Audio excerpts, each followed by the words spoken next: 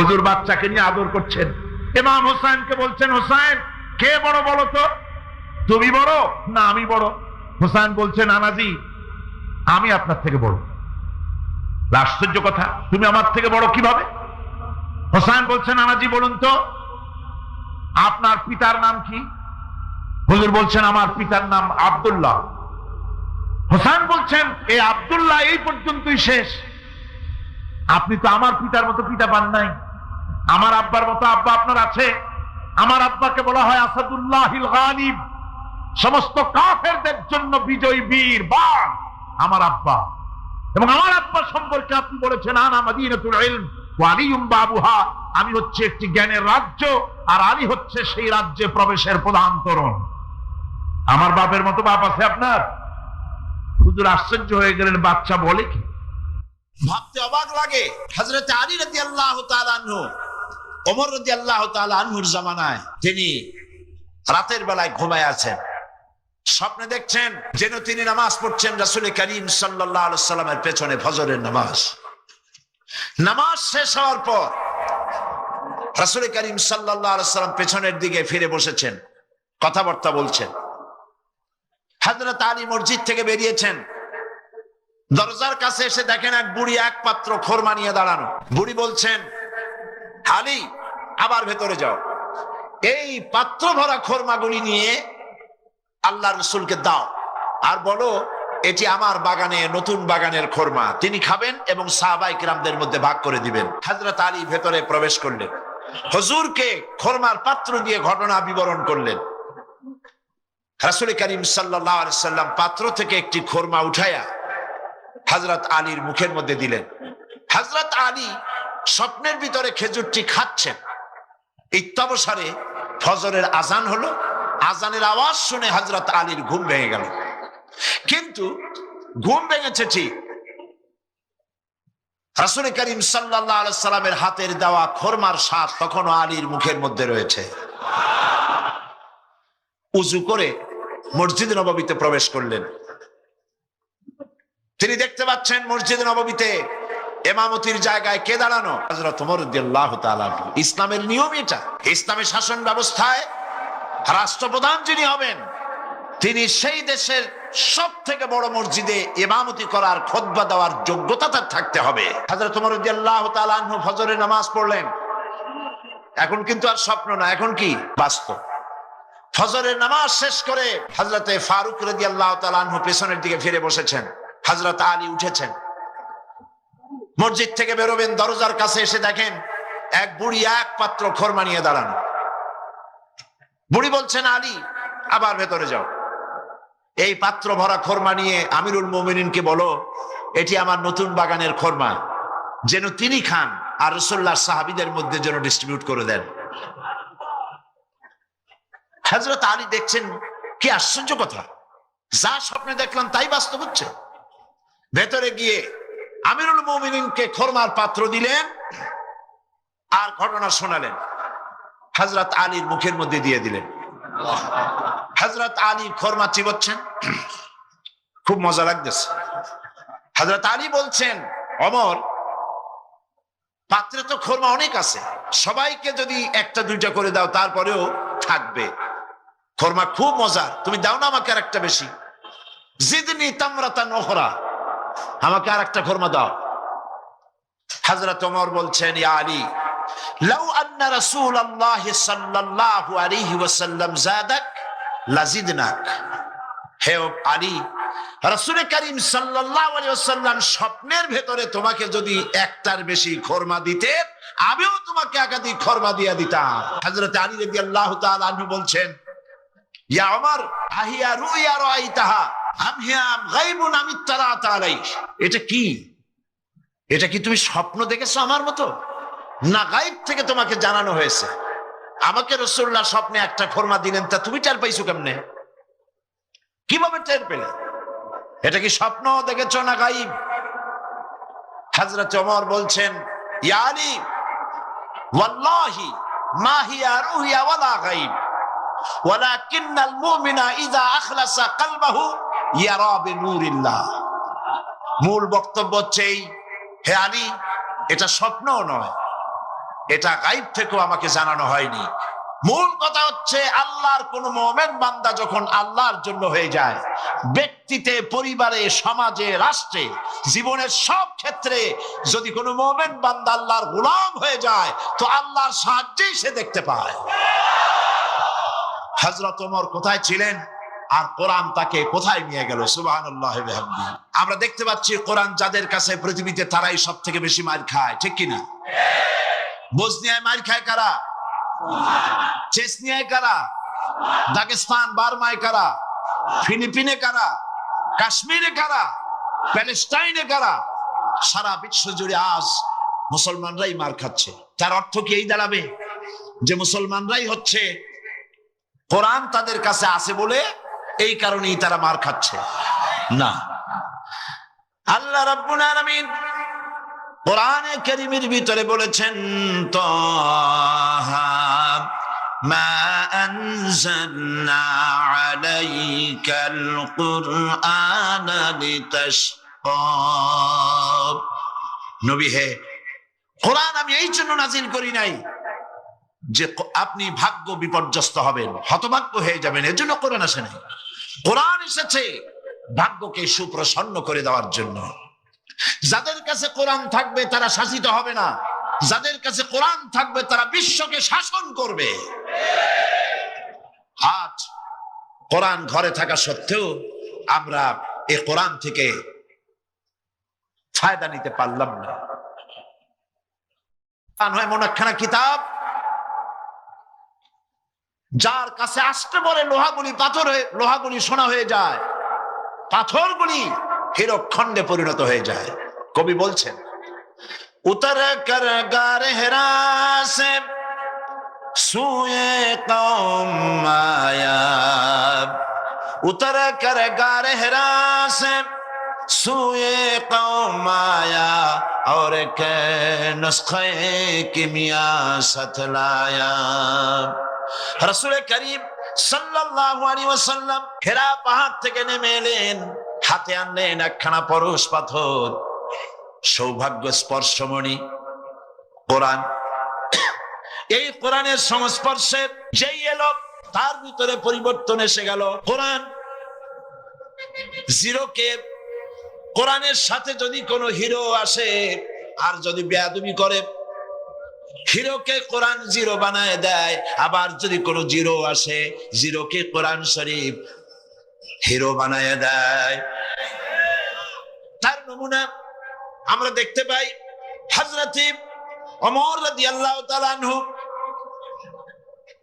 কত বড় জাহিল ছিলেন। আল্লাহ নবী হত্যা করতে আসতে পারেন, কত বড় জাহিল হলে পরে তিনি নবী হত্যা করতে আসলেন, কিন্তু তিনি নবী হত্যা করতে পারেন নাই। কোরআন তার জাহালাতের কল্লা কাটিয়ে দিয়েছে। কোরআনের আওয়াজ শুনে কোরআন তেলাওয়াত করে তার মনের পরিবর্তন হয়ে গিয়েছে। রাসূলের কাছে এসেছেন তরবারি হাতে। হুজুর জিজ্ঞেস করলেন, ওমর কি মতলব নিয়ে এসেছো? ওমর বললেন, মতলব তো খারাপই ছিল, কিন্তু কোরআন পড়ার পরে আমার মতলব পরিবর্তন হয়ে গেছে। জীবনের 26টি বছর কুফরির অন্ধকারের ভিতরে ডুবেছিলাম, আমাকে তাওহীদের আলোর সন্ধান দিয়ে দিন। নবীজি তাকে পড়তে বললেন, লা ইলাহা ইল্লাল্লাহু মুহাম্মাদুর রাসূলুল্লাহ। লাকান ওমর, ওমরকে আল্লাহ অবশ্যই নবী বানায় দিতেন। তাহলে ওমর কোথায় ছিলেন আর কোথা থেকে আল্লাহ তাকে কোথায় নিয়ে গেলেন? আল্লাহ পাক বলছেন, ইয়া আইয়ুহাল্লাযীনা আমানু হাল আদুল্লুকুম আলা তিজারাতিন তুনজিকুম মিন আযাবিন আলীম تؤمنون بالله ورسوله وتجاهدون في سبيل الله بأموالكم وأنفسكم ذلكم خير لكم إن كنتم تعلمون صدق الله العظيم আল্লাহ পাক বলছেন, হে বিশ্বাসীরা, যারা তোমরা ঈমান এনেছো, শোনো, আমি কি তোমাদের কেমন একটি ব্যবসার কথা বলবো না, যে ব্যবসায় তোমাদেরকে জাহান্নামের কঠিন শাস্তি থেকে রক্ষা করবে? তার মানে অবশ্যই বলবো, সেই ব্যবসাটা হচ্ছে আল্লাহর সাথে ব্যবসা করতে হবে। ব্যবসার পুঁজি কয়টা বলেছিলাম? তিনটি। একটি হলো ঈমান বিল্লাহ, আল্লাহর প্রতি ঈমান। আরেকটি হচ্ছে রাসূলের প্রতি ঈমান। আরেকটি হচ্ছে, জোরে বলুন। আমরা আল্লাহর প্রতি ঈমানের কথা আলোচনা করেছি, রিসালাতের প্রতি ঈমানের কথা কিছুটা বলেছি, বাকি কথা আজকে আলোচনা করতে চেষ্টা করব ইনশাআল্লাহ। তবে আপনারা খেয়াল রাখবেন, শয়তান যেন কাউকে মাহফিল থেকে উঠায় দিতে না পারে, সেজন্য খেয়াল রাখবেন, মজবুত হয়ে বসতে চেষ্টা করবেন, যাতে সবগুলি কথা শোনার সৌভাগ্য অর্জন আমরা করতে পারি। আর আখিরি মোনাজাত, এই লাখো জনতার বিশাল মোনাজাতে আমরা যেন শরীক হতে পারি, আল্লাহ যেন তৌফিক দান করেন, বলি আমিন। রাসূলের প্রতি ঈমান, সেই ঈমানের কিছু কথা গতকাল বলেছিলাম, আজকে বাকি আরো কিছু কথা। রাসূলের প্রতি ঈমানের অর্থ শুধু এতটুকু নয় যে মাথায় টুপি পরলাম, দাড়ি রাখলাম, জামা গায়ে দিলাম, এতটুকুনি শুধু নয়, বরং রাসূল হচ্ছেন আমাদের আদর্শ, এটা বিশ্বাস করতে হবে। রাসূল আমাদের কি? অনেকে বলে আমরা অমুকের আদর্শ, আমরা অমুকের আদর্শের সৈনিক, বলেন এরকম? এর কোনো মানে নেই। আল্লাহ শিখাচ্ছেন, লাকাদ কানা লাকুম ফি রাসূলিল্লাহি উসওয়াতুন হাসানাহ। আল্লাহ পাক বলেন, তোমাদের জন্য তোমাদের মহত্তম আদর্শ তোমাদের রাসূলের ভেতরে আমি রেখে দিয়েছি। আল্লাহর নবী হচ্ছেন তোমাদের জন্য শ্রেষ্ঠ আদর্শ। সর্বশ্রেষ্ঠ আদর্শ কে? আদর্শ তো তিনি হবেন যার জীবন কলুষতা মুক্ত, জীবনে কোনো কালিমা নাই, তিনি হবেন আদর্শ, বিশ্বনবী মুহাম্মদ সাল্লাল্লাহু আলাইহি ওয়াসাল্লাম। এই জন্য আমাদের প্রাণ প্রিয় স্লোগান আল্লাহু আকবারের পরে তোমার নেতা আমার নেতা, এটা কি সকলের জন্য? তাহলে জান খুলে পড়ে বলেন না, তোমার নেতা আমার নেতা কে? বলেন সাল্লাল্লাহু আলাইহি ওয়াসাল্লাম, তিনি হচ্ছেন আমাদের নেতা। আমি এজন্য মাঝে মধ্যে প্রশ্ন করি, আপনারা যাদেরকে নেতা মানেন, নেতার প্রশংসায় রাত দিন 24 ঘন্টা জিকির আজকার করেন, সেই নেতা জীবনে মিথ্যা কথা বলে নাই, মানুষকে ঠকায় নাই, জেনা ব্যভিচার করে নাই, হত্যা করে নাই, প্রতারণা করে নাই, মদ পান করে নাই, এ ব্যাপারে আপনারা কি নিশ্চিত? তাহলে কিভাবে নিজেরা নেতা তৈরি করে তার পিছনে ঘোরেন? নেতা তো তিনি যার জীবনে কোনো কলুষতা নাই। তিনি কে? বিশ্বনবী মুহাম্মদুর রাসূলুল্লাহ সাল্লাল্লাহু আলাইহি ওয়াসাল্লাম। পৃথিবীর সমস্ত নেতাদের ক্যারেক্টার দুই রকম। ক্যারেক্টার কয় রকম? একটা হলো পাবলিক ক্যারেক্টার, আর একটা হচ্ছে পার্সোনাল ক্যারেক্টার। জনগণকে দেখাবার জন্য এক চরিত্র, আর ভেতরে হলো আর এক চরিত্র। সেই জন্য তারা বলে, আমি যা বলি তাই তোমরা করো, আমি যা করি তা তোমরা দেখবা না। রাসূল কি এরকম বলেছেন? আল্লাহর নবী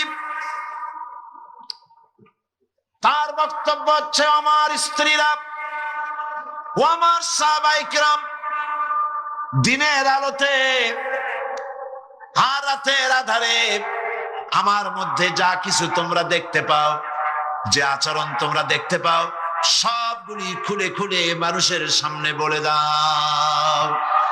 সুবহানাল্লাহ বলবেন না? আমার জীবনের সব কথা মানুষের সামনে বলে দাও। এই জন্য রাসূল করিম সাল্লাল্লাহু আলাইহি ওয়াসাল্লাম হচ্ছেন শ্রেষ্ঠ আদর্শ। তার নীতিকে অনুসরণ করতে হবে জীবনের সব ক্ষেত্রে। একটা মানুষ কতটা চরিত্রবান, কতটা ভালো, সেই কথা কে বলতে পারে? কার সার্টিফিকেট সবচাইতে বেশি নির্ভরযোগ্য? ম্যাজিস্ট্রেট, চেয়ারম্যান, মন্ত্রী, পীর সাহেব, মৌলানা সাহেব, কে সব থেকে একটা পুরুষের নির্ভরযোগ্য সার্টিফিকেট কে দিতে পারে? স্ত্রী দিতে পারে। রাসূলুল্লাহর চরিত্রের সার্টিফিকেট আল্লাহ তো দিয়ে রাখছেন। তারপর তার স্ত্রীর সার্টিফিকেটটা দেখুন। হেরা পাহাড় থেকে যখন নেমে এসে তিনি বলেছিলেন, আমি ভয় পেয়েছি, তাড়াতাড়ি করে আমাকে ঢেকে দাও। হযরতে খাদিজা জিজ্ঞেস করেছিলেন, আবুল কাসেম আপনার কি হয়েছে, কেন আপনি, আপনার চোখ বড় হয়ে গিয়েছে, শরীর কাঁপছে, গায়ে জ্বর উঠেছে, কারণ কি? তিনি বললেন, আমি এরকম এক জ্যোতির্ময় মহাপুরুষ দেখেছি যাকে আমি জীবনে কোনোদিন দেখি নাই। এই সমস্ত কথা আমাকে বলেছে, আমি পড়তে পারি না বলেছি, তারপরে আমাকে 3 বার বলার পরে আমাকে সিনার সাথে আলিঙ্গন করেছে, এরপর আমি বলতে পেরেছি, আমি ভয় পেয়ে গেছি। হযরতে খাদিজা বলেন, আবুল কাসিম, হে কাসিমের পিতা, আমি নিশ্চিত করে বলতে পারি কোন জিন, কোন দুষ্ট শয়তান আপনার অনিষ্ট করতে পারে না, কারণ আপনি কখনো মিথ্যা কথা বলেন না, আপনি প্রতিবেশীর হক আদায় করেন, আত্মীয়দের হক আদায় করেন, এতিম মিসকিনকে খেতে দেন, বিধবাকে আশ্রয় দেন, আপনার ক্ষতি কোন জিন বা শয়তান করতে পারে না। নবীজি পরবর্তী সময় হযরত খাদিজাকে যখন ঈমানের দাওয়াত দিলেন, যখন তিনি বললেন, আমি আল্লাহর নবী, তুমি ঈমান আনো আল্লাহর উপরে, আমাকে রাসূল হিসেবে, নবী হিসেবে মানো, হযরত খাদিজা এক মুহূর্ত দেরি করেন নাই, সঙ্গে সঙ্গে হযরত খাদিজা বলেছেন, লা ইলাহা ইল্লাল্লাহু মুহাম্মাদুর রাসূলুল্লাহ। হে কাসেমের পিতা, আমি অবশ্যই বুঝতে পেরেছি আপনি আল্লাহর নবী। বিগত বছরগুলিতে আপনার মধ্যে যে আখলাক, যে চরিত্র দেখেছি, এটা কোনো সাধারণ মানুষের চরিত্র হতে পারে না। রাসূল করিম, রাসূলের উপর ঈমান আনার অর্থই হলো তার আদর্শের অনুসরণ করা, অনুকরণ করা, তিনি যা বলেছেন সবটা করা, যা করেছেন সবটা করা, মেনে নেওয়া। এইখানে যদি দ্বিধাদ্বন্দ্ব থাকে তাহলে তো মুমিন হওয়া যাবে না। বলছে, ওমর একটা বিচারের সানি করে দাও, দ্বিতীয়বার বিচারটা করে দাও। তো প্রথমবার কার কাছে গেছিলে? তো তিনি বললেন যে আমি প্রথমবার তো মুহাম্মদ সাল্লাল্লাহু আলাইহি ওয়াসাল্লামের কাছে গেছিলাম, আমি মুসলমান মানুষ, আমার বিরুদ্ধে ইহুদি কেস দায়ের করলো, হুজুর সাক্ষী প্রমাণ নিয়ে আমি মুসলমান, নামাজ পড়ি, যুদ্ধে যাই, চাঁদা দেই, আমার বিরুদ্ধে রায়টা দিলেন, এটা কি সঠিক হয়েছে? আপনি বরং এই সবকিছু শুনে মিলে এটাকে দ্বিতীয়বার বিচারটা করে দেন। হযরত ওমর রাদিয়াল্লাহু তাআলা আনহু বললেন, দাঁড়াও, অপেক্ষা করো, আমি বিচার করতেছি। ঘরের মধ্যে প্রবেশ করলেন, তরবারি একখানা নিয়ে আসলেন, আর তরবারি দিয়ে আঘাত দিলেন। বললেন, আল্লাহর বান্দা, রাসূল করিম সাল্লাল্লাহু আলাইহি ওয়াসাল্লাম বিচার করার পর সেই বিচার যে মানতে পারে না, তার বিচার তো এরকম করে করে দিতে হয়। লোকটি দ্বিখণ্ডিত হয়ে গেল। রাসূলের কাছে খবর এলো, ওমর রাদিয়াল্লাহু তাআলা আনহু মুসলমান হত্যা করেছেন। চতুর্দিকে বদনাম ছড়িয়ে গেল। রাসূল করিম সাল্লাল্লাহু আলাইহি ওয়াসাল্লাম চিন্তায় পড়ে গেলেন, হযরত ওমর এতটা করতে গেলেন কেন? আল্লাহ পাকের পক্ষ থেকে আয়াত নাজিল হয়ে গেল। আল্লাহ রাব্বুল আলামিন শোনালেন, ফালা ওয়া রাব্বিকা লা ইউমিনুন, হে নবী, আপনার রবের কসম, আপনার আল্লাহর কসম, যেই ব্যক্তি ঈমানের দাবি করে, মুসলমানের দাবি করে, আপনার হুকুম, আপনার সিদ্ধান্ত মানতে দ্বিধা দ্বন্দ্বে ভোগে, সে কখনোই মুমিন হতে পারে না, সে মুমিন নয়। ওমর যাকে হত্যা করেছে সে মুসলমান নয়, মুনাফিক। সুতরাং ইসলাম কবুল করলে ইসলামের সবটা মানতে হবে, অল্প একটু মানলে হবে না। রাসূল করিম সাল্লাল্লাহু আলাইহি সাল্লামকে, তার উপর ঈমান আনতে হলে সম্পূর্ণটাই মানতে হবে। রাসূল করিম সাল্লাল্লাহু আলাইহি ওয়াসাল্লামের জীবনে, তার মিশনে বাধা আসলো কেন? বাধা এই জন্য এসেছে, বাধা যে হয়েছে এটা তো আপনারা নিশ্চয়ই জানেন। বাধাটা দিল কারা? সে কথা গতকাল বলেছি। যদি রাসূল করিম সাল্লাল্লাহু আলাইহি সাল্লাম শুধুমাত্র টুপির কথা বলতেন, দাড়ির কথা বলতেন, জামার কথা বলতেন, কদু খাওয়ার কথা বলতেন, মিষ্টি খাওয়ার কথা বলতেন, আতর লাগাবার কথা বলতেন, সুরমা লাগাবার কথা বলতেন, তাহলে রাসূলকে মার খেতে হতো না, ঠিক কিনা বলেন? এই ধরুন আমি যদি আপনাদের বলি, ভাইরা আপনারা সকলে দাড়ি রাখবেন, মাথায় টুপি দেবেন, ভালো জামা টামা, সুন্নতি জামা, লম্বা জামা পরবেন, পাগড়ি পরবেন, আপনারা কি আমাকে মারতে আসবেন নাকি? আপনারা বলবেন তো ভালো কথা, এই মন্দ কি? তো রাসূলুল্লাহ মারটা খাইলেন কেন? দাড়ি রাখতে বলেছে তো ভালো কথা, পুরুষের দাড়ি হলে তো খুব ভালোই লাগে, দাড়ি যত বড় হয় আরো সুন্দর লাগে, আর বেশি ঘন হলে শীতকালে মাফলারের দরকার হয় না, গলাটা ঢেকে থাকে, কত সুন্দর। মূল বিষয়টা হলো মারতে আসার কারণটা ছিল এই, মার খেয়েছেন রাসূল এই কারণে তিনি পৃথিবীর বুকে আল্লাহর জমিনে আল্লাহর আইন প্রতিষ্ঠা করতে চেয়েছেন। আল্লাহ রাব্বুল আলামিন বলেছেন, আলা লাহুল খালকু ওয়াল আমর, জেনে রাখো সৃষ্টি যার, আইন চলবে তার, অন্য কারো নয়। আইন চলবে কার? আল্লাহ পাকের আইনকে জমিনে প্রতিষ্ঠার জন্য পয়গম্বরেরা দায়িত্ব পালন করে গেছেন। সুতরাং নবীর উপরে ঈমান আনার অর্থ ইয়া নবী সালাম আলাইকা বলা নয় শুধু, নবীর উপর ঈমান আনার অর্থ দাড়ি আর টুপি লাগানো নয় শুধু, নবীর উপরে ঈমান আনার অর্থ হলো দাড়ি টুপি জামা সহ, পাগড়ি সহ, মেসওয়াক সুরমা যা যা রাসূল করেছেন বলেছেন সব সহ দিন প্রতিষ্ঠার জন্য জিহাদে অংশগ্রহণ করতে হবে। সেই কথাই আসছে 3 নম্বরে গিয়ে, ওয়াতুজাহিদুনা ফি সাবিলিল্লাহি বিআমওয়ালিকুম ওয়া আনফুসিকুম যালিকুম খায়রুল লাকুম ইন কুনতুম তা'লামুন। আল্লাহর রাস্তায় জিহাদ করো। আল্লাহর রাস্তায় কি করো? জিহাদ। জোরে বলেন কি?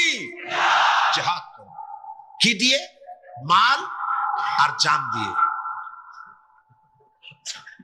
যদি তোমরা ইসলাম বুঝে থাকো তাহলে এই জিহাদে অংশগ্রহণ করো। এখন জিহাদ কাকে বলে?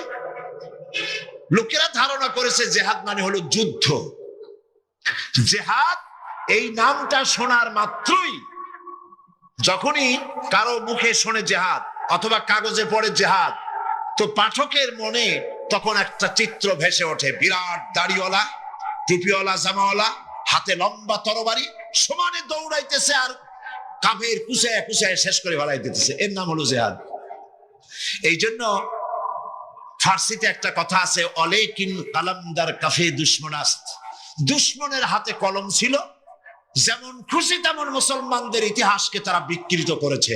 জিহাদ মানে যুদ্ধ নয়, জিহাদ মানে হোলি ওয়ার নয়, জিহাদ মানে হার্ব নয়, জিহাদ মানে কিতাল নয়। যুদ্ধ, এটার আরবি কিতাল হতে পারে, হার্ব হতে পারে, ওয়ার হতে পারে, কিন্তু জিহাদ শব্দের অর্থ এগুলি নয়। জিহাদ কি? জিহাদের আবিধানিক এবং পারিভাষিক অর্থ হচ্ছে যে কোনো উদ্দেশ্যকে সফলতার শীর্ষে পৌঁছে দেওয়ার জন্য যে প্রাণান্তকার প্রচেষ্টা চালানো হয়, জান দিয়ে, মাল দিয়ে, অর্থ দিয়ে, যে কোনো উপায় যে চেষ্টা চালানো হয়, ওই চেষ্টার নাম হলো জিহাদ। ওই চেষ্টার নাম কি? জিহাদ। তো আমাদের উদ্দেশ্য হলো, লক্ষ্য করুন, আমাদের উদ্দেশ্য হলো জমিন হলো আল্লাহর। চিল্লায় বলুন, জমিন কার? আল্লাহর জমিনে। মানুষ কার? আল্লাহর জমিনে আল্লাহর মানুষের উপরে আইন কার? আল্লাহ পাকের আইনকে প্রতিষ্ঠিত করার জন্যে আমি যদি বই লিখি, এটা আমার লেখার জিহাদ। আমি যদি এই রাস্তায় পয়সা খরচ করি, এটা হলো আমার আর্থিক জিহাদ। আমি এই রাস্তায় চূড়ান্ত, আমাকে যদি কেউ বাধা দেয় সশস্ত্র ভাবে, তখন সশস্ত্র ভাবে তার মোকাবেলা যদি আমি করি, এটা হলো জিহাদের চূড়ান্ত রূপ। জিহাদের অর্থ শুধুমাত্র হিন্দু যেখানে পাও কুচাইয়া মারো, এর নাম জিহাদ নয়। বলা হয়েছে জিহাদ ফি সাবিলিল্লাহ ওয়া তুজাহিদুনা ফি সাবিলিল্লাহ। জিহাদ হবে আল্লাহর পথে। জিহাদ হবে কার পথে? পৃথিবীতে যত যুদ্ধ হয়, আমেরিকা যুদ্ধ করছে, ইউরোপ করছে, ইন্ডিয়া করছে, পৃথিবীর বিভিন্ন দেশ এক দেশ আর এক দেশের সাথে যুদ্ধ করে। কি উদ্দেশ্য? কি উদ্দেশ্য? হলো দেশের সীমা আরো বাড়ানো, ঠিক কিনা? অর্থ লুটপাট করা, ঠিক কিনা? চুরি করা, ডাকাতি করা, ছিনতাই করা, ক্ষমতা বাড়ানো। এই জন্য এ হচ্ছে ক্ষমতা প্রতিষ্ঠিত করার জন্য তাদের লড়াই। ইসলামের জিহাদ রাজ্য বাড়াবার জন্য নয়, অর্থ সম্পদ লুণ্ঠন করার জন্য নয়, নিজের ক্ষমতা পাকাপোক্ত করার জন্য জিহাদ নয়। ইসলামের জিহাদ হচ্ছে কোরআনের আইনকে দেশে প্রতিষ্ঠিত করার জন্য চেষ্টা করার নামই জিহাদ। আপনারা জানেন বেলালের কি অপরাধ ছিল? বেলালের কি অপরাধ ছিল? অপরাধ শুধু কালেমা করেছেন। এই অপরাধে বেলালকে তারা মেরেছে, তাকে ঘুমাতে দেয় নাই, খাবার দেয় নাই। এরপরেও যখন তিনি কালেমা ছাড়েন নাই, হযরতে বেলালকে উটের পায়ের সঙ্গে রশি দিয়া বেঁধে উটকে তাড়ায় দিয়েছে। উট দৌড়াতেছে, বেলাল দড়ির মাথায় বাঁধা। বেলালের শরীরটা পাথরের সঙ্গে আঘাত লেগে লেগে পিঠের চামড়া ছিঁড়ে যায়, মাথার চামড়া ছিঁড়ে যায়। উট আর দৌড়াতে পারে না। তখন উটের পা থেকে হযরতে বেলালকে খসিয়ে নিয়ে উত্তপ্ত মরুভূমির উপরে বেলালের রক্তাক্ত শরীরটাকে চিৎ করে শুইয়ে দিয়ে কাফির বেঈমানেরা লোহার রড দিয়ে চতুর্দিকে দাঁড়িয়ে তাকে পিটাচ্ছে আর বলছে, বেলাল এখনো মুহাম্মদের সাল্লাল্লাহু আলাইহি সাল্লামের আল্লাহরে ভুলে যা, লাশ মানাতের উপরে ঈমানে আন। এমন কঠিন সময়ের ভিতরে হযরতে বেলাল একটা আঙ্গুল উঁচু করে বলছেন, আহাদ আহাদ আহাদ, লা ইলাহা ইল্লাল্লাহ, লা ইলাহা ইল্লাল্লাহ, লা ইলাহা ইল্লাল্লাহ। একটু জোরে পড়েন, লা ইলাহা ইল্লাল্লাহ।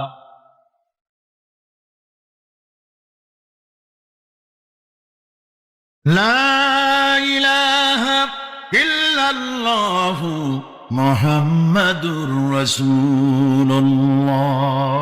আমার ভাইরা, ওরা হযরতে খাব্বাবকে বেঁধেছে, খুঁটির সাথে বেঁধে চতুর্দিক থেকে তীর নিক্ষেপ করছে, তরবারি মারতেছে, শরীরের গোশত টুকরা টুকরা হয়ে পড়তেছে। এরপরে কাফেরের নেতা বলতেছে, থামো, একটা কথা বলে নেই। জিজ্ঞেস করছে, খাব্বাব তোমাকে ছেড়ে দিতে পারি, একটা শর্ত যদি মানো, তোমার পরিবর্তে এখানে এনে আল্লাহর নবীকে, তোমাদের নবীকে এনে বাঁধবো, তার উপর অত্যাচার করব, এটা যদি মানো তোমারে ছেড়ে দিতে পারি।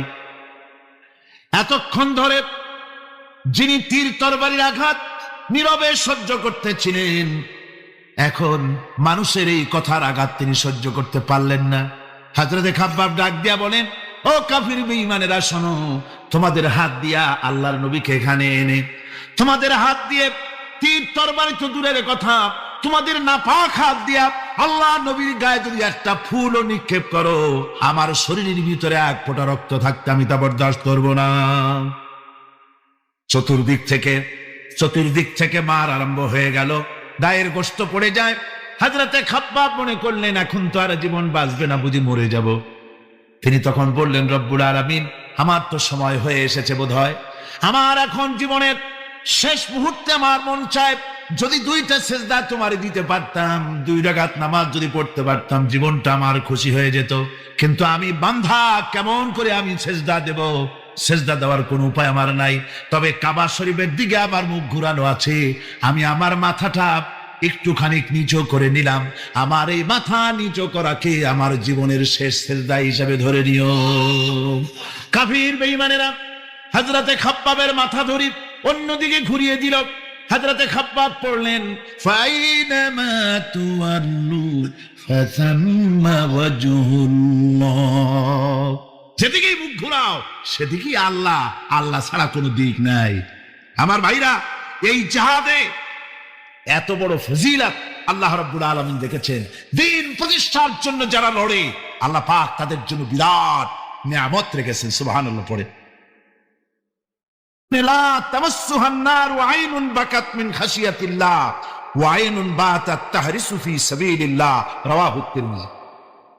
হযরত ইবনে আব্বাস রাদিয়াল্লাহু তাআলা তিনি বলছেন, আমি রাসূলুল্লাহকে বলতে শুনেছি, আল্লাহ নবী বলেছেন, 2টি চোখকে জাহান্নামের আগুন 2টা চোখকে স্পর্শ করবে না।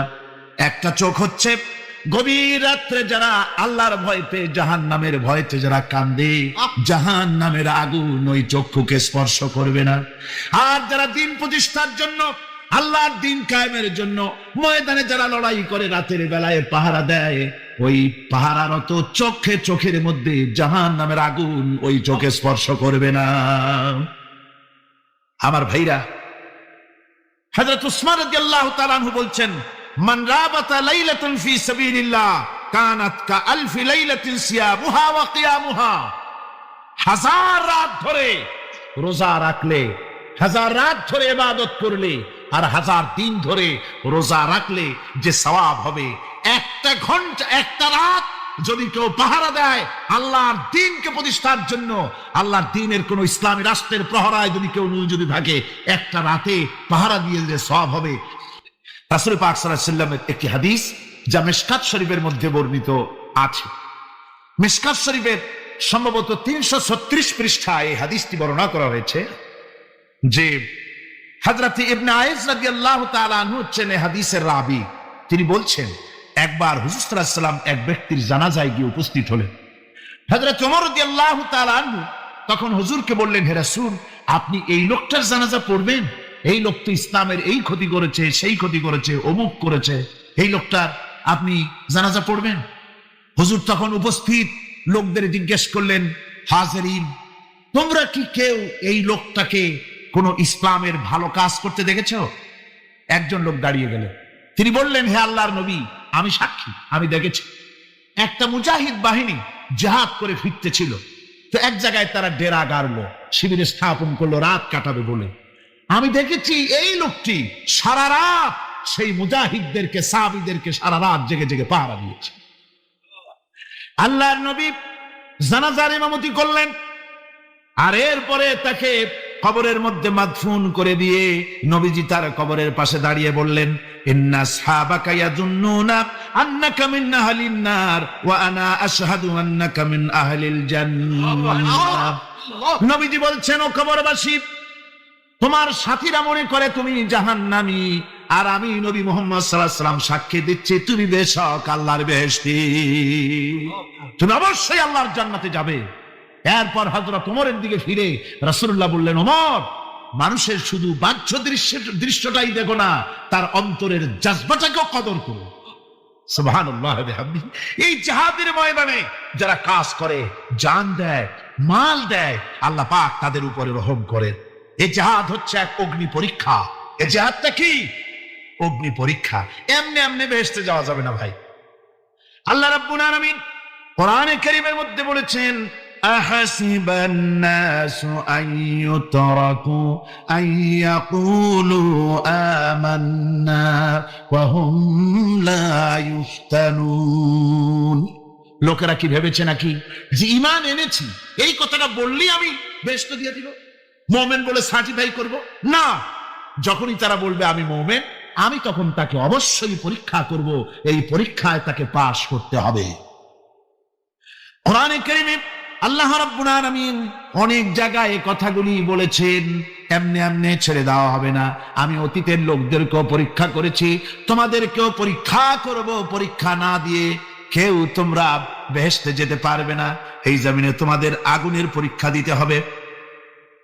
পয়গম্বরেরা কষ্ট করেছেন, সাহাবায়ে কিরাম কষ্ট করেছেন।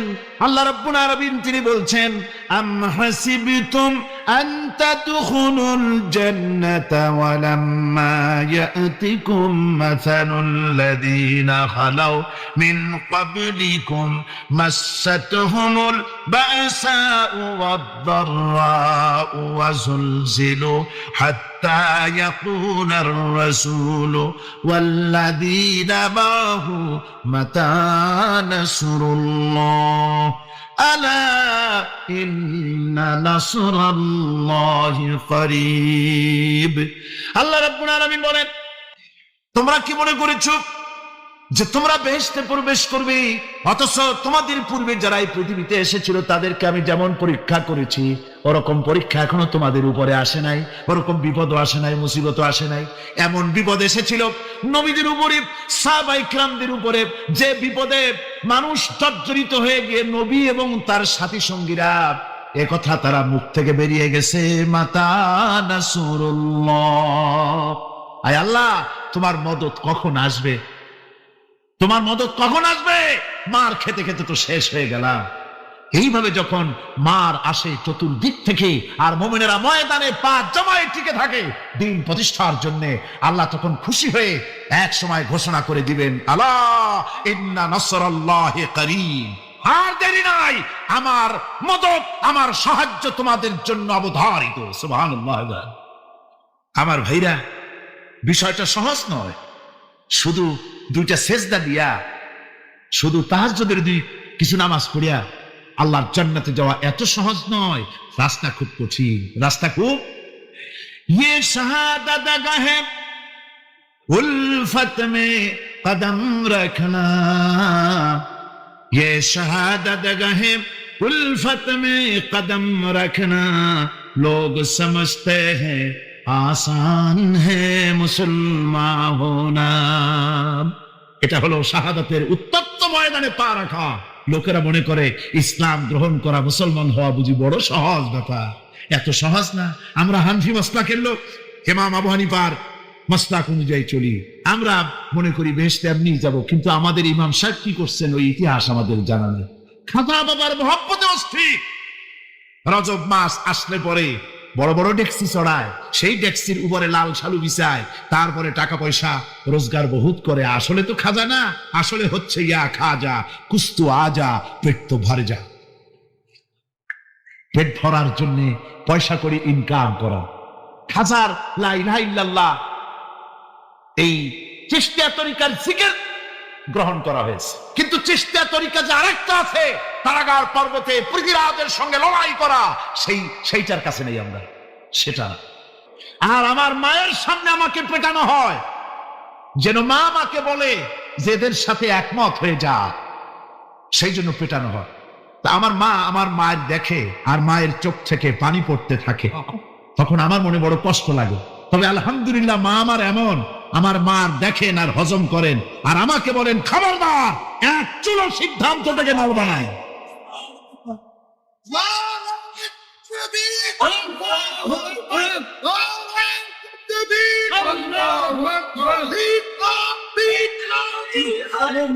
আমার ভাইরা, ইমাম মালিক 28 দিন পর্যন্ত তাকে বাতিলরা বেঁধে দিয়ে গেছে, হাত পিঠ মোড়া দিয়ে 28 দিন বাঁধা।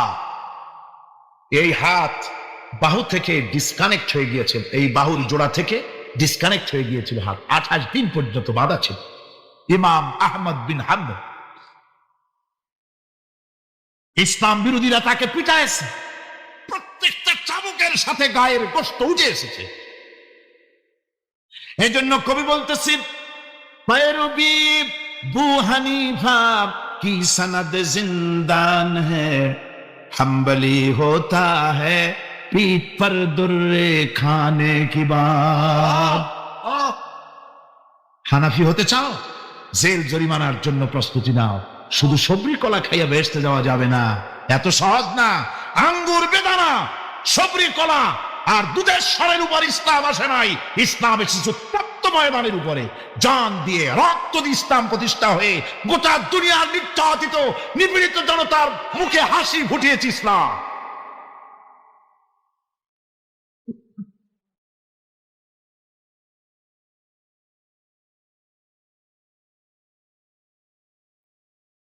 আমার ভাইয়েরা, এই জাহাজ যখন শুরু হয়ে যাবে, মুসলমানেরা যখন আল্লাহর দয় বিধান কায়েমের জন্য যখন লড়াইয়ের ময়দানে যখন ঝাঁপায়া পড়বে, সে ময়দানে যদি তাদের অস্ত্র কম থাকে, জনসংখ্যা কম থাকে, আল্লাহ রাব্বুল আলামিন ওয়াদা করেছেন, ওয়া কানা হাক্কান আলাইনা নাসরুল মুমিনিন।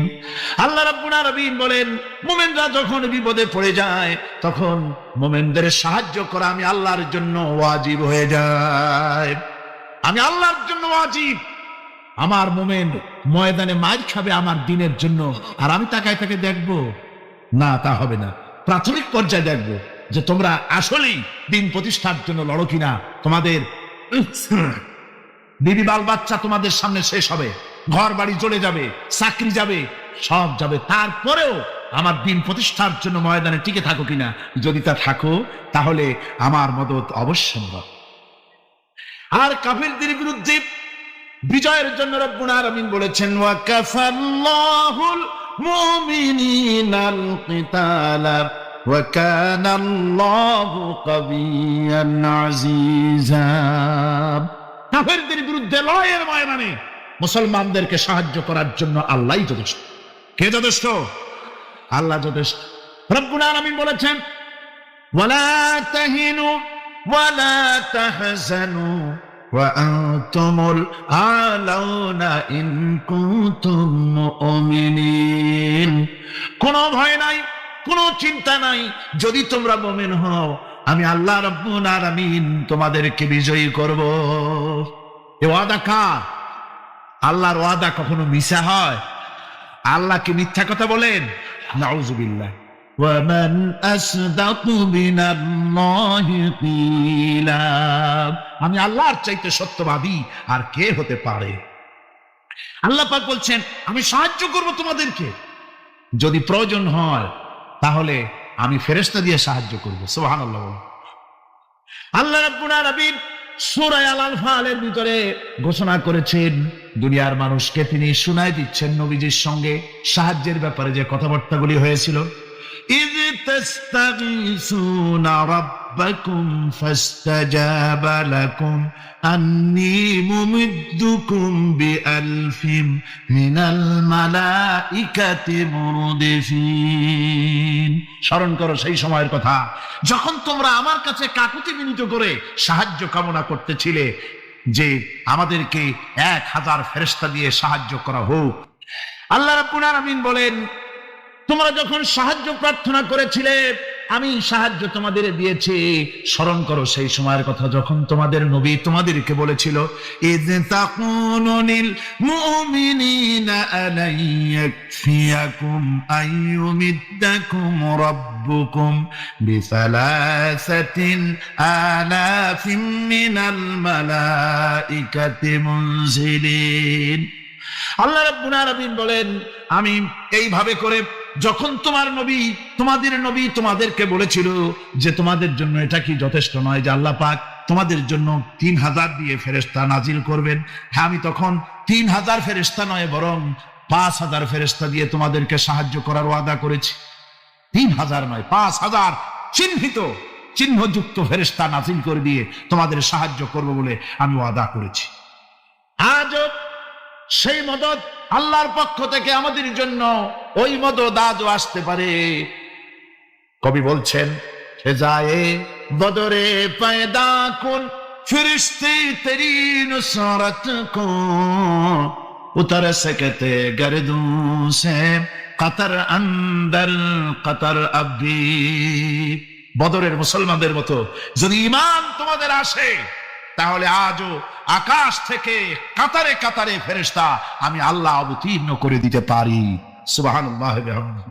আমার ভাইরা, হযরতে সাদ বিন আবি ওয়াক্কাস রাদিয়াল্লাহু তাআলা আনহু তিনি কাদিসিয়ার যুদ্ধের পর যখন পারস্য দখলের জন্য চললেন, পারস নগর অবরোধ করলেন, সামনে পড়ল নদী, এই নদী পাড়ি দিবেন, সাথে তার হাজার হাজার সৈন্য, এই সৈন্য নিয়ে নদী পাড়ি দিবেন। জিজ্ঞেস করলেন সাহাবীদের তোমরা কি চাও? ইসলামের আন্দোলন, ইসলামের জিহাদ, আল্লাহর দ্বীন এখানেই শেষ হয়ে যাক এটা চাও, না ইসলামের এই কলেমার আওয়াজ নদীর ওপারেও নিয়ে যেতে হবে অথচ আমাদের কাছে কোনো পারাপারের কোনো নৌকা নাই, কি করতে চাও? সাহাবীরা বললেন আমরা আপনার অর্ডার ফলো করব, আমরা এই নদীর ওপারে গিয়েও কালেমার পতাকাকে উড্ডীন করতে চাই, কালেমার সুশীতল ছায়াতলে গোটা দুনিয়াকে আনতে চাই। ইতিহাস লিখতেছি 60,000 সৈন্য তাদের অশ্ব নিয়ে, তাদের উষ্ট্র নিয়ে, তাদের মালপত্র নিয়ে, জিহাদের সামান নিয়ে শ্রাবণীর খরস্রোতা নদী, উত্তাল তরঙ্গমালায় ভরা নদীর উপর থেকে এই সাহাবীরা পাড়ি দিয়ে ওপার চলে গেলেন। ওপার যাওয়ার পরে হযরতে সাদ বলছেন তোমাদের কেউ কি হারায় গেছে নাকি? সবাই এদিক ওদিক তাকায়, খোঁজ করে বলল মানুষ তো দূরের কথা, একটা উট আর ঘোড়াও একটাও হারায় যায় নাই। একজন বলল আমার একটা পেয়ালা, যে পেয়ালা আমি পানি পান করতাম সেই পেয়ালাটা তুফানে ছিটকে কোথায় চলে গেছে, ওইটা হারায় গেছে। হযরতে সাদ বলেন মুজাহিদের কোন জিনিস দরিয়া নিতে পারে না, অবশ্যই তা ফেরত আসবে। এই কথা তিনি বলতেছিলেন, হঠাৎ করে দরিয়ার কিনারে একটা আওয়াজ হলো, দেখা গেল তুফানের ভিতরে সেই হারানো বাটিটা তাদের মধ্যে বেরিয়ে এসেছে। আল্লাহু আকবার! মুজাহিদদেরকে সাহায্য করেন স্বয়ং আল্লাহ রাব্বুল আলামিন। আফ্রিকার জঙ্গলের কাছে ভিন্ন ইতিহাস, জঙ্গলের কাছেই মুসলমানদেরকে থাকতে দেওয়া হয়েছিল। মনে করা হয়েছিল জঙ্গলের সমস্ত হিংস্র প্রাণীরা এই মুসলমানদের শেষ করে দেবে, যুদ্ধ করা লাগবে না। হযরতে সাদ সে অবস্থা বুঝতে পারলেন, তিনি একটা মঞ্চ তৈরি করলেন। সেই মঞ্চের উপরে দাঁড়ায় জঙ্গলের প্রাণীদের দিকে লক্ষ্য করে তিনি নোটিশ জারি করে দিলেন, বললেন, ইয়া আইয়াতুহাল হাশারাত ওয়াস সিবাউ নাহনু আসহাবু রাসূলুল্লাহ সাল্লাল্লাহু আলাইহি ওয়াসাল্লাম। হে জঙ্গলের হিংস্র প্রাণীরা, আমরা আল্লাহ রাসূলের সাহাবী। ফাইন্নানা সিলুনা ফামান ওয়াজাদনা বাদাহু কাতালনাহু। আমরা রাসূলের সাহাবী, এইখানে আল্লাহর দ্বীনকে কায়েম করার জন্য আমরা এসেছি আল্লাহর কলেমার আওয়াজ নিয়ে। আমরা এখানে রাত কাটাবো।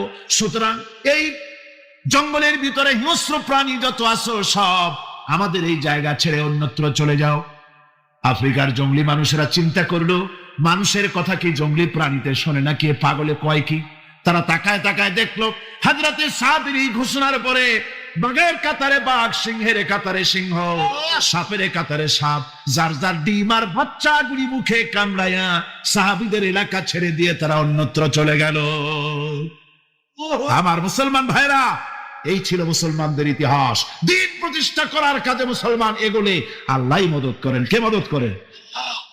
বিশ্বকবি, কবি সম্রাট আল্লামা ইকবাল রহমতুল্লাহ আলাইহি বলেছেন, দস্ত দস্ত है दरिया भी न छोड़े हमने, दस्त दस्त है दरिया भी न छोड़े हमने, बहर जुल्मत दौड़ा दिए घोड़े हमने। আমরা সেই মুসলমান, প্রান্তর তো প্রান্তর।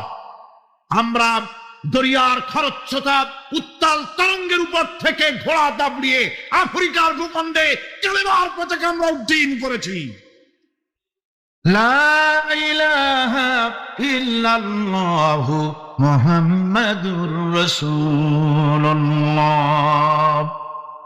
সমুদ্রের ঢেউকে, দাজলা নদীর ঢেউকে আল্লামা ইকবাল স্মরণ করায় দিচ্ছেন। ও দরিয়ার ঢেউ, ऐ मौज जजला तू भी पहचानती है हमको, अब तक है तेरा दरिया अफसाना हमारा। হে টাইগ্রিসের উত্তাল তরঙ্গমালা, নিশ্চয় তোমার ভুলে যাওয়ার কথা নয় যে তোমার উপর থেকেই আমরা দরিয়া পার হয়ে উপরে গিয়ে কালেমার পতাকা উড্ডীন করেছিলাম। আমরা সেই মুসলমান। আজ ইসলামী চেতনা হারায়া আমরা আজকে দুনিয়ার মধ্যে সবচেয়ে লাঞ্ছিত, পদদলিত, হেয় প্রতিপন্ন জাতিতে পরিণত হয়েছি। আমার ভাইরা, মহাকবি, বিশ্বকবি, কবি সম্রাট আল্লামা ইকবাল রহমতুল্লাহ আলাইহি সুন্দর করে বলেছেন, মুসলমানদেরকে লক্ষ্য করে বলেছেন, ঘোষণা করো, বাতিলদেরকে জানায়া দাও, আমরা মাথা নত করার জাতি নই। আমরা মাথা নত করার জাতি? ভারত আজ আমাদের দিকে চোখ রাঙায়, ভারত চোখ রাঙায় তাকায় আমাদের দিকে। দুনিয়ার অনেকেই আমাদের দিকে চোখ রাঙায়। বিশ্বকবি আল্লামা ইকবাল বলেছেন, বাতিল সে দবনে ওয়ালে আয়ে আসমান নেহি হাম, বাতিল সে দবনে ওয়ালে আয়ে আসমান নেহি হাম, सोबर कर चुका है तू इम्तिहान हमारा। বাতিলের সামনে মাথা নত করার জাতি আমরা নই। ওই আকাশ সাক্ষী, এ জমিন সাক্ষী। আমরা মাথা দিয়েছি কিন্তু মাথা নত করি নাই, শির দিয়েছি আমামা দেই নেই, সে জাতি আমরা। সুবহানাল্লাহ ওয়া বিহামদিহি। সেই জাতি আজ দুনিয়ার বুকে লাঞ্ছিত, পদদলিত হচ্ছে। কারণ কি? কারণ হচ্ছে একমাত্র এই যে আমরা আমাদের জীবনের উদ্দেশ্য ভুলে গিয়েছি। আমার ভাইয়েরা, আল্লাহর এই রাস্তায়, আল্লাহর এই দিন প্রতিষ্ঠার জন্য লড়াই হবে, জেহাদ হবে। জেহাদের কথাই বলতেছি। এই জেহাদ হলো পৃথিবীর নির্যাতিত, নিপীড়িত মানুষের মুক্তির জন্য জেহাদ। জেহাদ কি জন্যে? আমরা রাষ্ট্রপ্রধান হব, আমরা দেশ দখল করব, নেতৃত্ব দিব, এজন্য নয়। আমরা জিহাদ করব মানুষকে, মানুষের তৈরি করা মতবাদ, নির্যাতন থেকে, জুলম থেকে, অত্যাচার থেকে মানুষকে বাঁচাবার জন্য, মানবতা নিগৃহীত, নির্যাতিত মানবতার মুখে মুক্তির হাসি ফুটাবার জন্য আমরা করব লড়াই। সেই লড়াইয়ে এগিয়ে আসতে হবে তরুণদেরকে। কাদেরকে? জোরে বলতে হবে, কাদেরকে? তরুণদের আসতে হবে। যুবকদের আসতে হবে। আমার আনন্দে বুক ভরে যায় যখন দেখি মাহফিলে, আজকে তো এই মাহফিল কোরআনে কারীমের কথা এই ভূখণ্ডে আল্লাহ বলার তৌফিক দিয়েছেন। 35টি বছর পার হয়ে গেছে, জীবনের 35টি বছর কোরআনে কারীমের সামান্য একটু খেদমত করার তৌফিক আল্লাহ পাক দান করেছে। যখন এই কাজ প্রথম শুরু করি তখন দেখেছি মাহফিলে যারা আসে তাদের 95% দাড়ি পাকা বুড়া মানুষ। কিন্তু দিন যত যেতে লাগলো 71 পার হয়ে গেল, 72, 73, 74 এলো, আস্তে আস্তে দেখা গেল এখন আলহামদুলিল্লাহ তরুণেরা যায় হজ করতে বেশিরভাগ। আজকের মাহফিল দেখুন, দাঁড়ায় দেখতে বলি নেই, জায়গায় বসে আর ডাইনে বা একটু তাকায় দেখেন কারা বেশি, দাড়ি পাকা না যুবক? যুবক আর তরুণ দিয়ে আল্লাহর এই মুজাহিদ, আল্লাহর এই গোলামদের দিয়ে আল্লাহ মাহফিল ভরে দিয়েছেন। জোরে কোন সুবহানাল্লাহ, জোরে কোন আলহামদুলিল্লাহ। এই তরুণ যুবকরাই হচ্ছে ইসলামের সম্পদ। ইসলামের সম্পদ কে? তরুণ আর যুবকেরা। তোমাদের অবদান ইসলামে সব চাইতে বেশি। মনে রাখবেন যুবকেরা, শোনো, ইসলাম প্রতিষ্ঠিত হয়েছে তোমাদের রক্তের উপরে। কাদের রক্তের উপরে? যুবকদের রক্তের উপর। যারা ইসলাম প্রথম কবুল করেছিলেন তারা কিন্তু বুড়ো ছিলেন না কেউ। প্রথম যে ব্যক্তি ইসলাম কবুল করলেন হযরতে সাইয়্যিদুনা আবু বকর সিদ্দিক রাদিয়াল্লাহু তাআলা আনহু, বয়স ছিল 37 বছর। 37 বছর বয়সে দাঁতটা পড়িয়া খুনখুনা বুড়া হয়ে গেছিল নাকি? হযরত ওমর ইসলাম যখন কবুল করেন তখন তিনি ছিলেন 26 বছরের টকবকে যুবক। যৌবনের রক্ত পা এবং মাথা পর্যন্ত শিরায় উপশিরায় ধাবমান এই যুবক হযরত ওমর 26 বছর বয়সের সময় ইসলাম কবুল করেন। হযরত আব্দুর রহমান বিন আউফ যখন ইসলাম কবুল করেন বয়স ছিল মাত্র 17 বছর। হযরত আলী যখন ইসলাম কবুল করেন তখন বয়স ছিল মাত্র 8.5 বছর। তোমাদের মতো তরুণেরা, যুবকেরাই সর্বপ্রথম কালেমার পতাকা ধারণ করে রাসূলকে সাহায্য করেছিল। সুবহানাল্লাহ।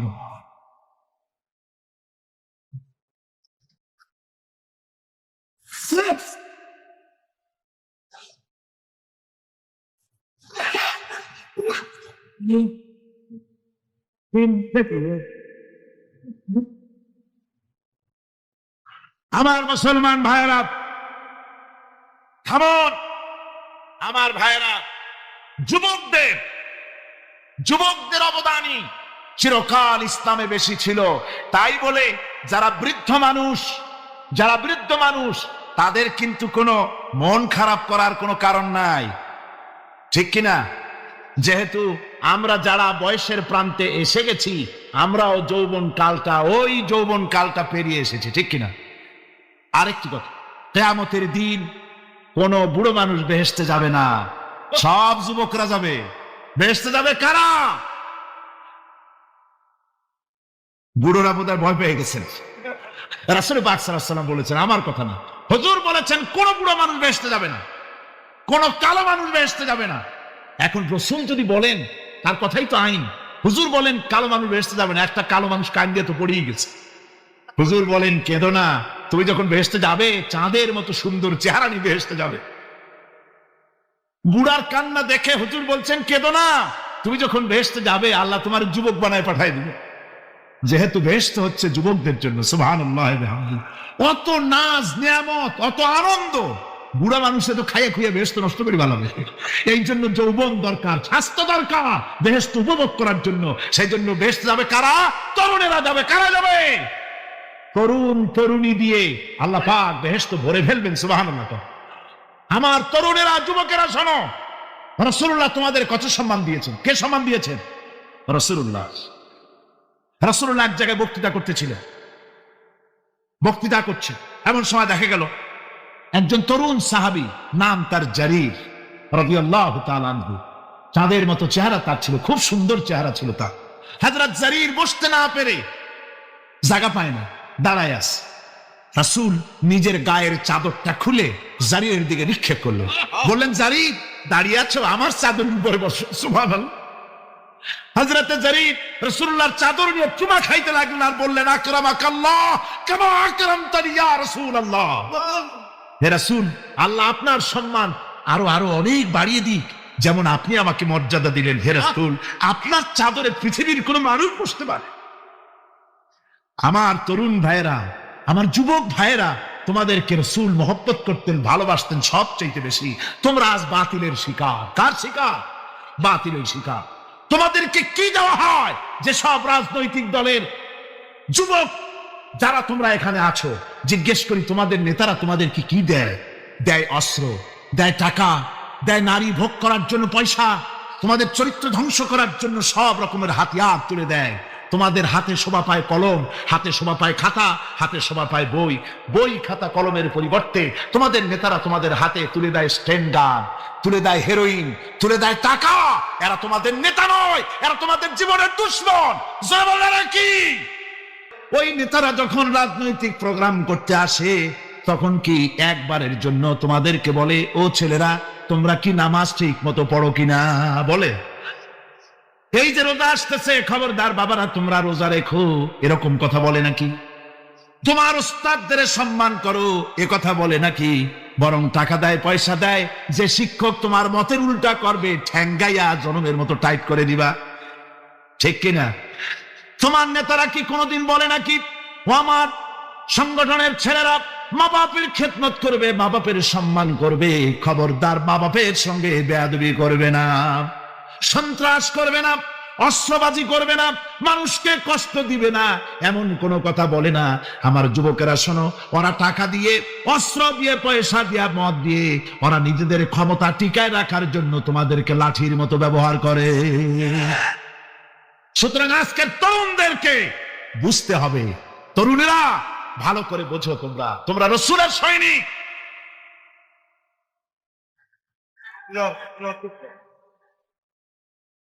তোমাদের পক্ষে সম্ভব। বসুন। আমি বুঝতে পেরেছি কথা যেহেতু তরুণদের, আর তরুণদের জনসমুদ্র, কাজী জনসমুদ্রের মধ্যে উত্তাল ঢেউটি সৃষ্টি হবেই, স্বাভাবিক। কিন্তু সেই স্বাভাবিকতার সুযোগ নিয়ে দাঁড়ায় বিশৃঙ্খলার সৃষ্টি করবেন না। আমার ভাইরা, আমরা ইসলাম আমাদের আদব শিক্ষা দেয়। কি শিক্ষা দেয়? আদব।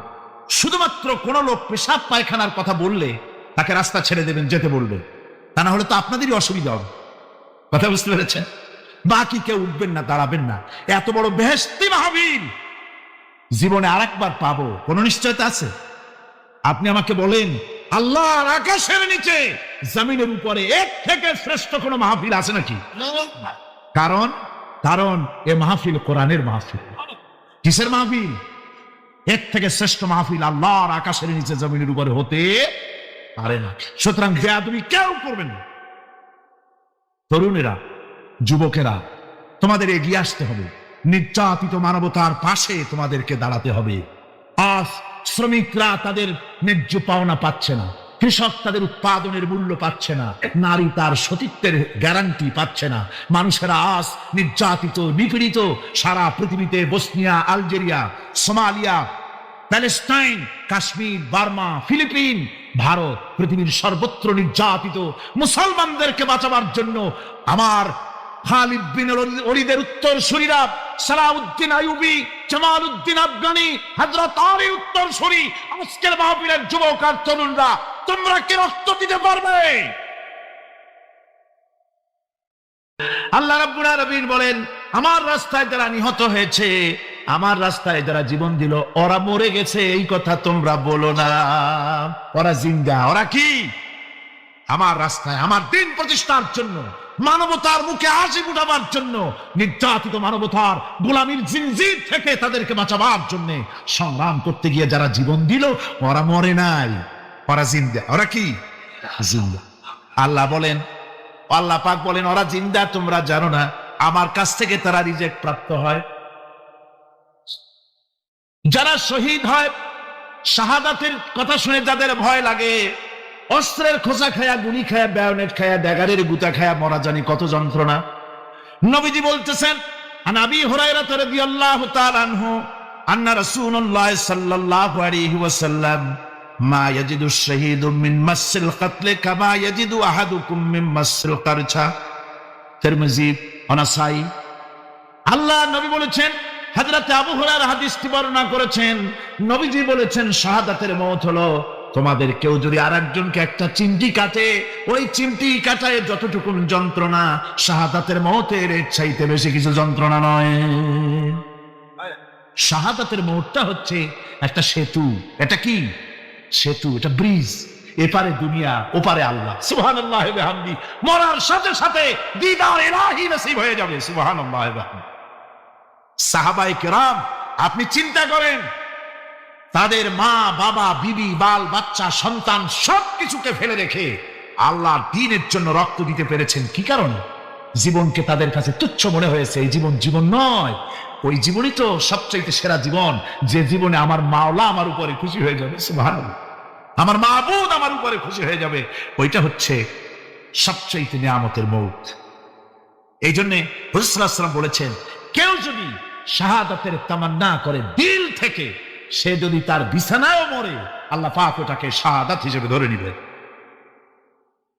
হযরত ওমর রাদিয়াল্লাহু তাআলা আনহু দোয়া করতেন, আল্লাহুম্মা রযুকনি শাহাদাতান ফি সাবিলিক ওয়াজআল মাউতি ফি বালাদি রাসূলিক।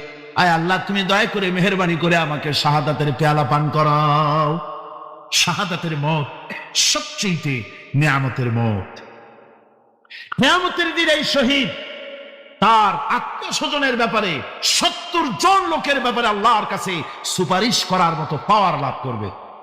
শহীদ ভাইরা, এ শাহাদাত নসিব হওয়ার জন্য তামান্না আমাদের দিলের মধ্যে থাকা উচিত। আল্লাহ দ্বীন প্রতিষ্ঠার জন্য প্রয়োজনে আমরা জান দিব, মাল দিব। পারবো না? পারবো কিনা আমার ভাইরা? আব্দুল উজ্জা মক্কা শরীফের বাড়ি, 20 বছরের যুবক, কলিজার মধ্যে সবসময় চায় এতিম মানুষ, বাপ মারা গেছে, একেবারে ছোট অবস্থা, খুব গরিব। চাচা তাকে বড় করেছে, চাচা তাকে ঘর দিয়েছে, বাড়ি দিয়েছে। বুখারীর হাদিস, বুখারী শরীফে এসেছে। বাড়ি ঘর জায়গা জমি সোনা দানা টাকা পয়সা উট ঘোড়া সব দিয়েছে, প্রতিষ্ঠিত করে দিয়েছে। কিন্তু আব্দুল উজ্জা শান্তি পায় না। রাসূল পাক সাল্লাল্লাহু আলাইহি ওয়াসাল্লাম দ্বীনের দাওয়াত দিচ্ছেন, মন চায় তাওহীদের এই সূরা সেও পান করে, কিন্তু চাচার ভয়তে পারে না। মনটা চাচ্ছে, আহা, চাচা যদি ইসলাম কবুল করতো তাহলে আমার জন্য ব্যাপারটা সহজ হয়ে যেত। এভাবে চিন্তা করতেছে। হঠাৎ একদিন রাসূল পাক সাল্লাল্লাহু আলাইহি ওয়াসাল্লাম হিজরত করলেন। এরপরে আব্দুল উজ্জার ধৈর্যের বাঁধ ভেঙে গেল। আব্দুল উজ্জা গিয়ে বলছে, চাচা, মুহাম্মদ সাল্লাল্লাহু আলাইহি ওয়াসাল্লামের নাম তো নিশ্চয়ই শুনেছেন। বলে, হ্যাঁ শুনেছি। তিনি যে ইসলামের দাওয়াত দেন, ওটা আপনার কাছে কেমন লাগে? তার মানে বলছে যে আমার কাছে তো খুব ভালো লাগে। চাচা, ইসলাম কি কবুল করবেন? এই অগণিত মূর্তির সামনে মাথা নত করে আমাদের কোনো লাভ নাই। ওই মূর্তিগুলি আমাদের কোনো সাহায্য করতে পারে না। এক আল্লাহ বিশ্বাস করার জন্য মুহাম্মদ সাল্লাল্লাহু আলাইহি ওয়াসাল্লাম আমাদের বলেছেন। চাচা বলছে, খবরদার, এই কথা যদি আবার উচ্চারণ করো তাহলে আমি তোমাকে যা দিয়েছি সব ছিনায় নেব। আব্দুল উজ্জা বলছেন, তাহলে আর আমি সহ্য করতে পারলাম না। চাচা, আপনার সামনেই আমি ঘোষণা করলাম, একদিন চাপা রেখেছি, আর পারলাম। আমি ঘোষণা করে দিলাম, লা ইলাহা ইল্লাল্লাহু মুহাম্মাদুর রাসূলুল্লাহ। চাচা বলল, তুমি এর পরিণতি জানো? আব্দুল উজ্জা বলল, কি পরিণতি? চাচা বলতেছি, এই কলেমা পড়ার কারণে আমি তোমাকে যা দিয়েছিলাম, ঘোড়া দিয়েছি, উট দিয়েছি, বাড়ি দিয়েছি, সব আমি তোমার কাছ থেকে ছিনাইলাম, সব ফেরত দিতে হবে। তিনি বললেন, আমি রাজি আছি, আমি রাজি আছি। আপনি আমার সোনা দানা ঘোড়া উট আর ঘর বাড়ি যা দান করেছেন, এই দুনিয়াটার মালিকও যদি আমারে বানাই দিতেন, আমি এর বিনিময়ে কলেমা পড়া থেকে আর আমি নিজেকে থামায় রাখতে পারি না। বলে, আমার সব আমাকে ফেরত দাও। বলল, দিলাম, যা আপনি দিয়েছেন সব আপনাকে ফেরত দিলাম। চাচা বলছে, জায়গা জমি টাকা পয়সা সোনা দানা সব পেলাম, তোমার গায়ে যে জামা, তোমার পরনের যে লুঙ্গি, ওটা আমার টাকার খোলো। আব্দুল উজ্জা বললেন, আপত্তি নাই। জামা খুলে দিলে, পরনের লুঙ্গিটাও খুলে দিলে। 20 বছরের যুবক এই অবস্থায় চলে গেলেন মায়ের কাছে। মা আব্দুল উজ্জাকে এই অবস্থায় দেখে 2 চোখ চেপে ধরলেন। বললেন, বাবা, তোমার এই অবস্থা কেন? ছেলে বলছে, মা, ইমান আনার কারণে আমি সব হারায় ফেলেছি, আমার আর কিছুই নাই। ইমান আনার কারণে আমার এই অবস্থা হয়েছে। মা বলছে, বাবা, আমার কাছে কি চাও? ছেলে বলছে, মা, আমি চলে যেতে চাই মদিনায়, আল্লাহর নবী মুহাম্মদুর রাসূলুল্লাহ সাল্লাল্লাহু আলাইহি সাল্লামের দরবারে চলে যেতে চাই, আমি একটু বস্ত্র চাই। মা একটা পুরানা কম্বল তার হাতে দিয়ে দিলেন। আব্দুল উজ্জা কম্বলটাকে ছিঁড়ে এক টুকরা কোন রকম হাঁটুর উপরে জড়ায় নিলেন, আর এক টুকরা গায়ে দিয়ে নিলেন। আব্দুল উজ্জা আবার বহু কষ্ট করে মরুভূমি পাড়ি দিয়ে মদিনা মুনাওয়ারায় চলে গিয়ে বাবি জিবরিল থেকে ঢুকে আসহাবে সুফফার চবুতরার সামনে বসে আছেন, ছেঁড়া কম্বল পরা। এবার বিশ্ব নবী, দুনিয়া আখিরাতের বাদশা জনাবে মুহাম্মদ রাসূলুল্লাহ সাল্লাল্লাহু আলাইহি ওয়াসাল্লাম যখন মসজিদের নিজের ঘরের থেকে দরজা খুলে বেরিয়েছেন, দেখেন এক যুবক বসা, একটা আধাটা কম্বল পরা, হাঁটুর উপরে কোন রকম করে রানটা লজ্জাস্থানটা ঢাকার, গায়ে একটা ছেঁড়া কম্বল। তার এই অবস্থা দেখে হুজুর জিজ্ঞেস করেন, তুমি কে? যুবক বলছে, আমি আব্দুল উজ্জা। ইসলাম কবুল করার জন্য আমার সব ছিল, আমি কম ধনী ছিলাম না, আমার চাচা সব নিয়ে গেছে, সিনাই রেখেছে, আমার লুঙ্গিটাও দেয় নাই। ঘটনা সব তিনি খুলে খুলে বললেন। হুজুর বললেন, তোমার নাম আব্দুল উজ্জা নয়, তোমার নাম আব্দুল্লাহ। হযরত আব্দুল্লাহ জুল বাদাদাইন কি রাসূলুল্লাহ দিয়া দিলেন, আসহাবে সুফফাদের সাথে মিলাই দিলেন, এখানে থাকো, খাবার আসতে পরে খাবে। তাদের সব সময় খাবার থাকতো না। আসহাবে সুফফায় তারা থাকতেন যাদের ঘর নাই, বাড়ি নাই, থাকার জায়গা নাই। ক্ষুধার জ্বালায় যখন তারা অতিষ্ঠ হয়ে যেতেন, নবীজি ঘরের থেকে তাহাজ্জুদের জন্য যখন বেরোতেন, ক্ষুধার্ত সাহাবীরা রাসূলের চেহারা দেখার সঙ্গে সঙ্গে ক্ষুধা নিবৃত্ত হয়ে যেত। হযরতে রাসূল পাক সাল্লাল্লাহু আলাইহি ওয়াসাল্লাম আব্দুল্লাহকে ওনাদের মধ্যে ভিড়ায় দিলেন। আব্দুল্লাহ এবার কোরআন শরীফ পড়ে। কোরআন শরীফ পড়তে গিয়া চিল্লায় চিল্লায় তিনি পড়েন, আস্তে আস্তে পড়েন না। সাহাবীরা বিরক্ত হয়ে রাসূলের কাছে নালিশ করলেন যে বড় চিল্লায় কোরআন পড়ে, আমাদের নামাজেও ডিস্টার্ব হয়। হুজুর বলেন, সাহাবীরা কেউ আব্দুল্লাহর ব্যাপারে কোনো কথা বলবে না, তারে চিল্লাইতে দাও, যেহেতু ঈমানের জন্য তারে বড় মূল্য দিতে হয়েছে। পরনের লুঙ্গিটা পর্যন্ত আনতে পারে নাই, যত খুশি চিৎকার করেছে আল্লাহর কালাম পড়ুক। তাবুকের যুদ্ধ, রাসূলুল্লাহ তাবুকের দিকে রওনা করেছেন, 30,000 সৈন্য নিয়ে রওনা করেছেন।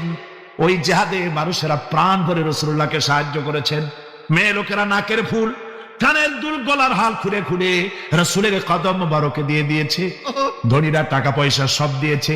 হযরত আবু বকর তো যা ছিল সব এনে দিয়েছে, কিছু ছিল না ঘরে। রাসূল রওনা করলেন। প্রতিমধ্যে হযরত আব্দুল্লাহ জুল বাজাদাই আল্লাহ নবীর খেদমতে হাজির হয়ে বলেন, হুজুর সবাই তো সব দিল, আমার কিছুই নাই, কিছু দিতে পারলাম না।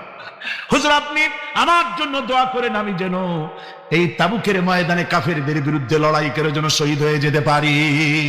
মাল দিতে পারি নাই, কিন্তু আল্লাহর জন্য যেন আমার জীবনটা দিয়ে দিতে পারি। হযরত আব্দুল্লাহ জুল বাজাদাইন শাহাদাতের তামান্না করে রিসালাতে মাহবের কাছে দাঁড়িয়েছেন। হুজুর বললেন, একটা গাছের বাকল নিয়ে আসো। একজন একটা বাকল নিয়ে এলো। রাসূলুল্লাহ ওই বাকলটা আব্দুল্লাহ জুল বাজাদাইনের হাতে লাগাই দিলেন। রাসূলুল্লাহ বললেন, আয় আল্লাহ, আমি আব্দুল্লাহ রক্ত কাফেরদের জন্য হারাম করে দিলাম। হযরত আব্দুল্লাহ বলছেন, ইয়া রাসূলুল্লাহ, আমি চাইছিলাম শহীদ হব, আর আপনি আমার রক্তটা হারাম করে দিলেন কাফেরদের। আল্লাহর নবী বলেন, আব্দুল্লাহ রে, কোনো চিন্তা করো না, তোমার মৃত্যু যদি জ্বরেও হয়, আল্লাহ রাব্বুল আলামিন তোমার শাহাদাতের দরজা দিয়ে দিবে। তাবুকের প্রান্তরে চলে গেলেন। কয়েকদিন ওই তাবুকের ময়দানে থাকায় রাসূলের কাছে খবর এলো, আব্দুল্লাহ মারাত্মক জ্বরে আক্রান্ত হয়ে ইন্তেকাল করেছেন। রাসূলুল্লাহ বললেন, আমি জানাজা পড়াবো। হযরতে আব্দুল্লাহর জানাজা হলো গভীর রাত। কবরের ভিতরে একজন দাঁড়ায়া লাশ ধরার জন্য একজন কবরের ভিতরে দাঁড়িয়েছে। দুইজন লোকে লাশ নিয়ে আসতেছে। হযরতে বেলাল আলো উঁচু করে দাঁড়ায় ধরে আছে। অন্ধকার রাত, কবরের ভিতরে একজন দাঁড়ানো, লাশ নিয়ে এসেছে দুজনে। কবরের ভিতরে যিনি দাঁড়ানো, তিনি বলছেন, এই লাশকে, তোমাদের ভাইকে আদবের সাথে কবরে রাখো। কবরের মধ্যে যিনি দাঁড়ানো তিনি আর কেউ নয়, বিশ্বনবী মুহাম্মদুর রাসূলুল্লাহ সাল্লাল্লাহু আলাইহি ওয়াসাল্লাম। হযরত রাসূলুল্লাহ বলতেছেন, আবু বকর ওমর, তোমাদের ভাইকে আদবের সাথে কবরে রাখো, খবরদার বেয়াদবি করো না। কবরের মধ্যে আল্লাহ নবী আব্দুল্লাহ জুলবাজাদাইনকে নিজ হাতে শোয়াই দিয়া কবরের উপরে পাথর বিছিয়ে দিয়ে নবীজি বললেন, রব্বুল আলামিন, আজকের এই সন্ধ্যা পর্যন্ত আমি আব্দুল্লাহর প্রতি রাজি ছিলাম, তুমিও আব্দুল্লাহর প্রতি সন্তুষ্ট হয়ে যাও। হযরত ইবনে মাসউদ রাদিয়াল্লাহু তাআলা আনহু বলেন, আমি চিৎকার মেরে কেঁদে কেঁদে বললাম, আল্লাহ, আজকে যদি এই কবরে আব্দুল্লাহ না হয়ে আমি হতাম, আমার কিসমতটা ভালো হয়ে যেত। ভুল ধন আমার। ওমা কান আল্লাহ, সূরা আল ইমরানের 179 নম্বর আয়াতে 89 নম্বর আয়াতে আল্লাহ তাআলা বলে দিলেন, আমার নবীকে আমি যেটা জানাবো সেটা সে জানবে। মা ইয়ান্তিকু আনিল হাওয়া, হাতটা, মা ইয়ান্তিকু আনিল হাওয়া, আমি ওহির মাধ্যমে যা বলবো আমার নবীরা তাই বলবে। যেরকম আল্লাহু আকবার। নিসফুন নাহার, দিনের অর্ধেকটা যখন হয়েছে, আশআসা আবগরা বিয়াদিহি কারুরা, কারুরা মানে শিশি, ফিহা দামুন, শিশির মধ্যে রক্ত।